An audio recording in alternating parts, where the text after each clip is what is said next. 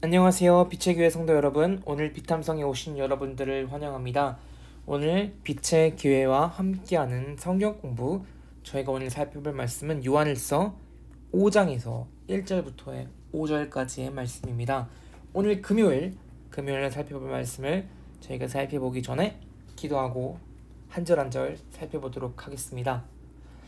사랑이 많으신 하나님, 예수 그리스도를 통하여서 사랑이 무엇인지 저에게 보여주셔서 감사를 드립니다. 사랑의 표본이신 예수 그리스도를 더욱더 닮을 수 있는 우리 모두가 되게 하여 주옵소서. 감사합니다. 예수님의 이름으로 기도하였습니다. 아멘. 이번 주 저희가 비탐성을 하면서 계속해서 공부했을 때 비슷한 문맥이 나왔습니다. 그것은 바로 사랑입니다. 저희가 이번 주 말씀 가운데의 큰 문맥은 사랑이었습니다. 그래서 오늘 저희가 짧게 말씀을 살펴볼 텐데요. 1절에서부터 5절까지의 말씀입니다. 1절에서부터 5절에서 사랑에 대한 이야기가 나오고 있는데 저희가 한 절 한 절 살펴보면서 하나님의 뜻이 무엇인지 살펴보기를 원합니다. 1절부터 저희가 한번 살펴보도록 하겠습니다. 예수가 그리스도이심을 믿는 사람은 다 하나님에게서부터 태어났습니다.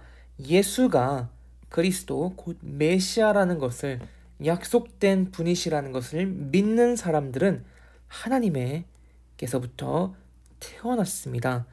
예수님을 믿는 사람들은 하나님의 자녀라고 이야기를 하고 있습니다.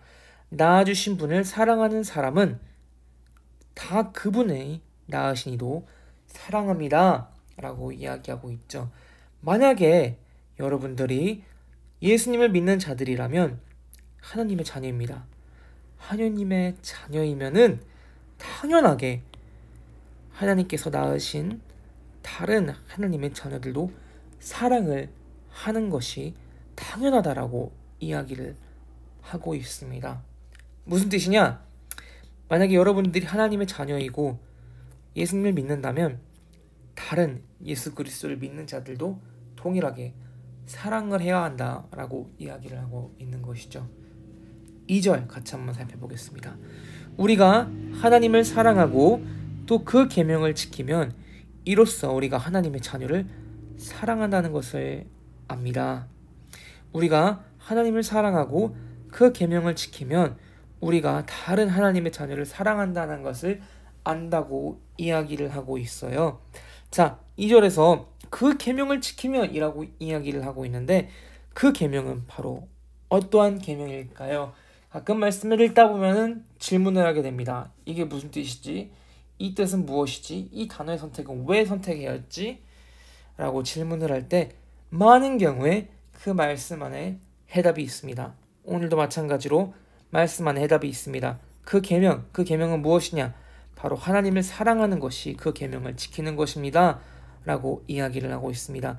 하나님을 사랑하고 하나님을 사랑하는 그 계명을 하나님을 사랑하는 것을 지키고 살아가는 것이 바로 하나님의 자녀를 사랑한다는 것을 안다고 이야기를 하고 있습니다.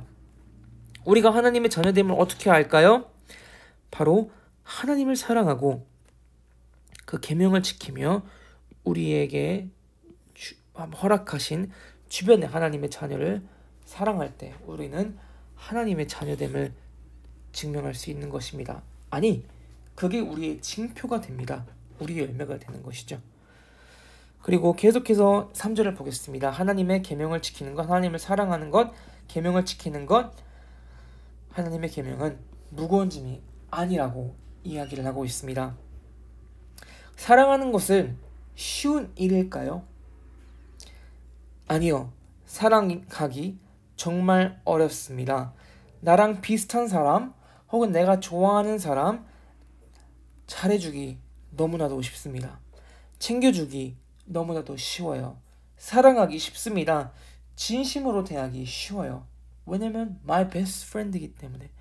하지만 오늘 말씀에서 문맥 가운데 나타나는 사랑은 우리와 다른 이들, 생각이 다를 수도 있지만 잘 맞지 않을 수도 있지만 잘 모를 수도 있지만 그 사람에게 가서 진심으로 대하고 그 사람의 유익을 추구하는 것이 오늘 말씀 문맥에서 나오는 사랑의 이야기입니다.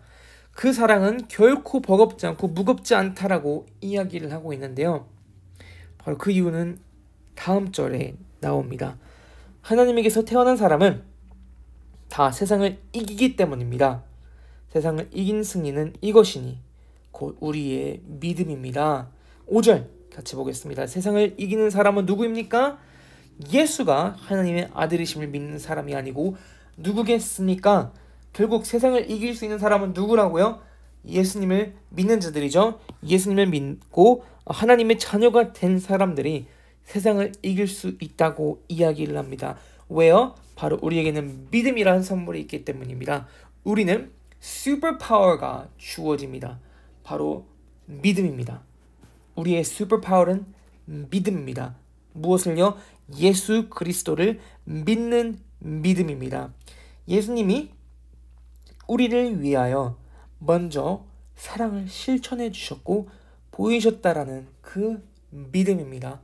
예수님께서 우리가 사랑스럽지 않을 때, 우리가 죄로 가득할 때, 어떻게 보면 역겹게 보일 때 먼저 사랑을 보여주셨습니다. 그 사랑을 보여주셨고 십자가에 못 박혀 죽으셨습니다. 그리고 다시 부활하셔서 우리에게 새로운 희망을 주시고 새로운 기회를 주시는 분이십니다. 그 예수 그리스도를 믿는 그 믿음입니다. 아니 그럼 그 믿음이 어떻게 우리가 사랑하는 데 도움이 될까? 라고 저희는 질문할 수 있는데요.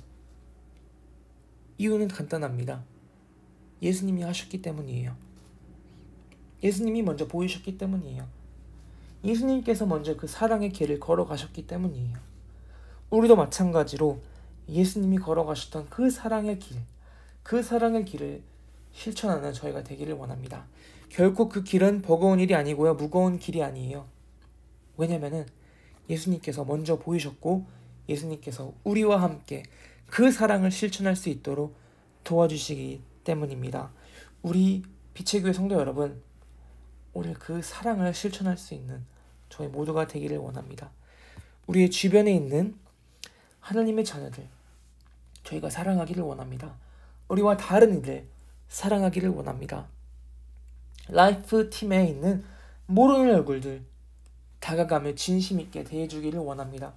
우리 모두 다 사랑을 실천하고 예수 그리스도의 힘을 얻고 그 사랑을 기억하며 우리의 사랑을 실천할 수 있는 우리 모두가 되기를 주님의 이름으로 축복합니다. 말씀 마무리하며 기도하고 비참성 마치도록 하겠습니다. 하나님은 사랑이십니다. 우리에게 사랑을 보여주셔서 감사를 드립니다.